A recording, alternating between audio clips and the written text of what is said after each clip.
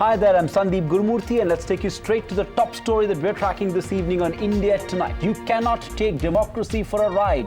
That's the stern message for the centre from the Uttarakhand High Court. In a huge setback to the Modi government, the court today set aside the president's rule and reinstated the Harish Rawat government in the state, coming down heavily on the centre for promulgation of Article 356. The division bench, headed by Justice K.M. Joseph, said the president's rule was imposed in the state contrary to the rules set down by the constitution. The court has now asked Rawat to prove his majority on the 29th of April. The Congress is already claiming victory on this one. Top party leader Anand Sharma says the court verdict has exposed the evil designs of the ruling Bharatiya Janata Party, which is working behind the scenes to topple Congress-led state governments. But the Modi Sarkar is putting up a brave face, at least for now, saying it will move the Supreme Court come tomorrow, challenging this verdict. With the battle lines drawn, political frenzy is set to peak in Uttarakhand. The impact of that on Indian economy is a top story right here on India Tonight.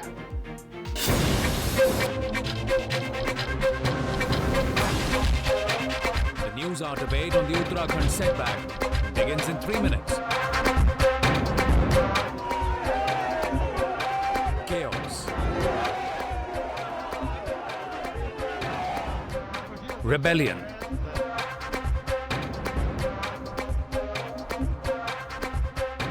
Tape. Controversy. And the political drama hasn't ended, as it's back to square one. But it's advantage Rawat again. This assault, friends, on federalism, which I scarcely need to remind you is part of our basic structure, this deplorable process of devaluing, debasing and destroying federalism and democracy is arrested. In a landmark judgment on the use of Article 356, what was made clear is this, that in this particular instance, there was not sufficient material which justified the imposition of President's rule, and that such a power had to be used as a last resort. The bench also expressed its pain at the conduct of the central government and questioned how could the government think of playing the court. It is a victory of our judicial system. It is a victory of justice. It is the victory of people of Uttarakhand. And in fact, it is a victory for Uttarakhandian.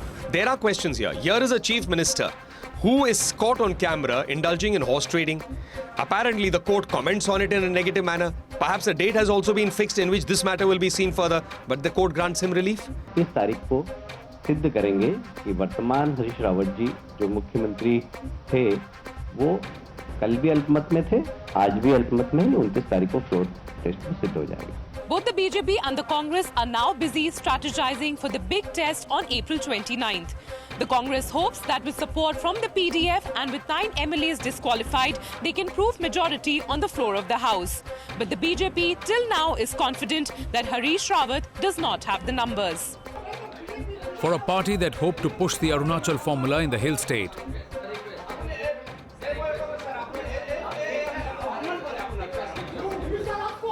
the backdoor entry has backfired tonight. Bureau Report, Times Now. Let's take that story forward, and we've got two very special guests joining us on the show this evening. Prabhu Chawla, editorial director at the New Indian Express, and Swaminathan Iyer, consulting editor of ET Now, for more on what is a major development and a big setback for the BJP government. Swami, to you first. How much of a setback is this for Modi government, given the scathing observations that have accompanied this order from the Uttarakhand High Court? Well, this is unquestionably an embarrassment. But if they go to the Supreme Court and the Supreme Court then backs the centre, then everything would change. As of now, there is a lack of clarity on what the final outcome is going to be. There are two issues. One is that the centre will appeal to the Supreme Court. Secondly, there is a separate High Court case going on whether or not 8 of the MLAs disqualified by the Speaker, whether they stand disqualified or whether they are able to vote. So that again becomes a relevant issue. If they are allowed to vote, then without doubt the Harish Rawat government will fall and the centre will be vindicated. Prabhu Chawla, comment on that. The quashing of the president's rule in Uttarakhand is one thing, and this is, of course, like Swami said, an embarrassment for the Modi government. But what about the scathing criticism of the central government that the court did make observations on, calling the central government acting like a private party? I think the first time the Modi government is going through a crisis of credibility. It's the first time that they are misused 356 according to the judicial verdict. Not a judicial verdict, so we can safely say that it's been misused. Because BJP throughout the last 44 decades or so have been accusing the Congress party of misusing Article 356 and almost dismissing 100 elected governments.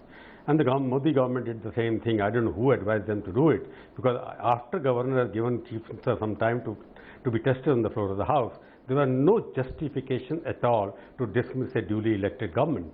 I think Modi government has miscalculated, and they have suffered. They are going to suffer a crisis of credibility, and this will lead to a lot of long implications as well for the government here at the center. I think Modi should have consulted many more people. I think he has been misled by his law officers. He has not taken the guidance from the political leaders, and he is suffering. I think it's a credibility loss. Right. So what does this really mean personally for Prime Minister Modi? He's talked a lot about cooperative federalism as his kind of governance style, but his government has now been accused of trying to topple a democratically elected government, and we've seen all non-BJP governments really hit him hard on and attack the government strongly in this particular issue. So personally, what does this really mean for Narendra Modi?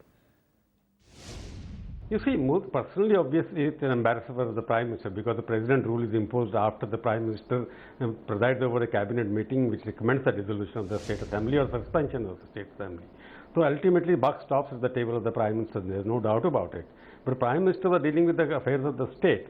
Political integrity and political management of the various states was left to the in charges of respective states. I think it was some of the BJP leaders prove that they are more loyal than the master himself.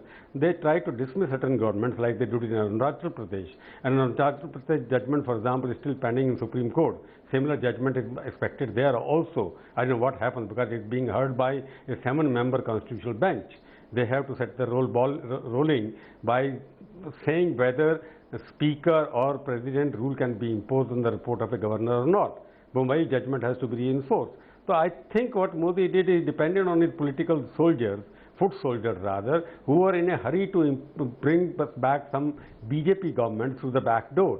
And it was misfired in case of Uttarakhand. I think by grabbing governments through defections is not a good thing for Modi. It's going to hurt his image. All right, will hurt its image, not a good thing for Modi. Swami, you want to come in on that?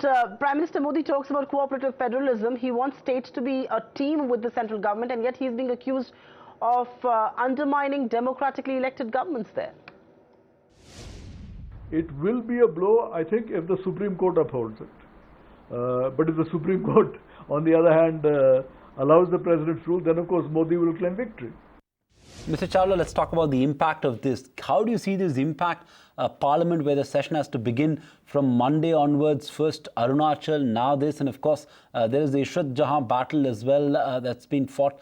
Are battle lines clearly now drawn? Is it going to be another polarized session?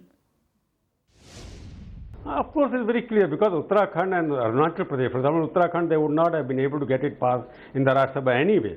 What they were able to do in Arunachal Pradesh, because they were able to create some kind of a artificial majority after getting some Congress MLA defected. But Uttarakhand, they couldn't do it, because there are only 9 MLAs. They have also been disqualified. And now the Congress party has got a lot of weapons in their hand to fire at the Modi government in both the Lok Sabha and the Rajya Sabha. Ishrat is one, of course, but mostly it will be like you are betraying the concept of cooperative federalism, that you are dismissing very governments, you are vindictive in your nature, you are not able to carry the consensus around political governance of the country. I think BJP leadership at the down-below level, Modi has to take direct interest. I think he is not taking interest in politics of the party, he is only taking interest in his own governance. I think the time has come for Modi to have his own political management team, rather than depending on people who are immature and who are like sycophants.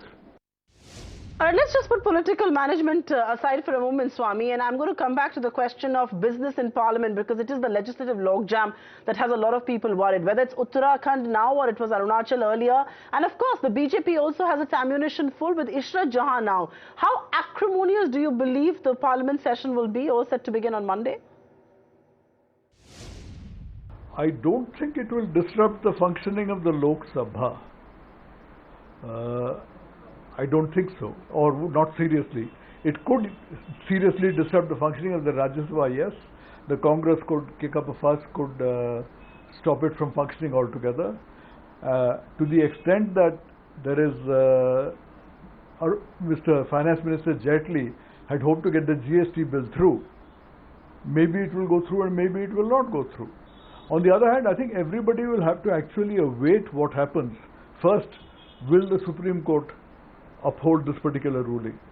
Second, if there is a floor test, and if in that floor test the dissidents are allowed to vote, if the Harish Rawat government falls, then the controversy disappears. If, of course, they are disqualified and Harish Rawat wins, then it would be a feather in the cap of the Congress party, but on extremely dubious, shaky grounds. Clearly, it would be Congress having won by extremely sneaky methods. So, Mr. Chawla, let me come back to the question that every stakeholder in the Indian economy would want an answer to. Then the Finance Minister said it repeatedly while on his trip in the US that GST could be passed in the second leg of the session. Now, given the new changing political dynamics and reality, is the politics too bitter for the GST to go through? I think ET now knows how many times he has made the same statement earlier, and this is the 9th time he must have made the same statement. He always lives in some kind of assurances which nobody knows who has given him. I don't think Congress party is, if I know, with the conduct what we have done in Uttarakhand and what we have done in Arunachal Pradesh and what we are doing in other cases against the Congress leader, what do you expect? Congress party gives you in platter how to get the GST. I don't think Congress party will be able to deliver on GST unless the 3 conditions which they have put. If the government accepts those 3, Congress party will be willing to accept the position. And whatever Jaitley has said, he has said a dozen times earlier, he may continue to say the same thing later also. Swami, let you have the last word on this. You mentioned GST as well, and so did Mr. Prabhu Chawla, and so does the Finance Minister. But the last time we spoke, you were hopeful that changing math in Rajya Sabha will ensure GST going through. Tell us, how hopeful are you now? The GST bill will go through if all the regional parties come on board. And if all the regional parties come on board, I have a feeling that the Congress by itself, even through disruptions, may not be able to disrupt the Rajya Sabha. On the other hand, if it's really determined, it may. Certainly, it will not disrupt it on the GST issue. It may disrupt it on some other issue. But as I said, the whole president's rule in Uttarakhand thing is a very dicey, difficult thing, on which it would be difficult to say that the Congress has the high moral ground. There is no good guy versus bad guy there. There are only bad guys versus bad guys. The only question is which of the different bad guys is somewhat worse, but there is no high moral pedestal there. All right, no good versus the bad, it's only the bad boys in Indian Parliament. Thank you very much, Swaminathan Nair and Prabhu Chawla, for joining us this evening and helping us understand the Uttarakhand crisis. Find us on Facebook at facebook.com/ETNow and don't forget to click the like button. You can also follow us on Twitter at ETNowLive. To stay updated with all our programming, hit the subscribe button on our YouTube channel by logging on to youtube.com/user/ETNow.